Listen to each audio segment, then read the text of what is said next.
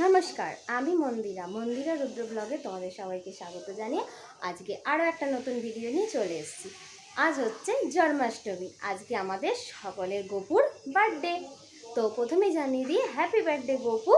আর আশা করি তোমরা সকলেই খুব ভালো আছো। তো আমি দেখো চান টান করে একটা ভালো জামা পরে মানে ড্রেস পরে রেডি হয়ে গেছি। এবার আমি গোপুকে পুজো করব। আমার ঘরে কোনো গোপুর মূর্তি নেই, ঠিক আছে। গপুকে যেহেতু 4 বেলা খেতে দিতে হয়, তো আমিও পারি না করতে, মা পারে না, তো ছোট বাচ্চাকে নিয়ে আমার খুব অসুবিধা হয়।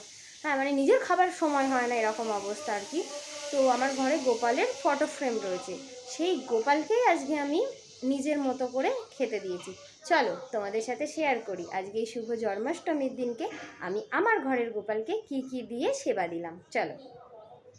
এই দেখো, এই হলো আমার ঘরের গোপাল সোনা, ছোট্ট গোপাল সোনা। গোপালের জন্য রয়েছে একটা আপেল, কলা, ক্যাডবেরি, লজেন্স, প্রসাদ, বাটার, আমিত্তি, নারকেল নাড়ু, তিলের নাড়ু, সন্দেশ, যত সামান্য আমি আমার মতন করে পুজো দিয়েছি। আর এই যে গোপালকে জল ফল দিয়েছি। আর এখানে রয়েছে গোপালের সমস্ত ফুল টুলগুলো। এবার গোপালকে আমি ফুল দিয়ে সাজিয়ে দেবো। এই যে আমার একটা ছোট্ট গোপু সোনা, এটাও খুব সুন্দর লাগে আমার।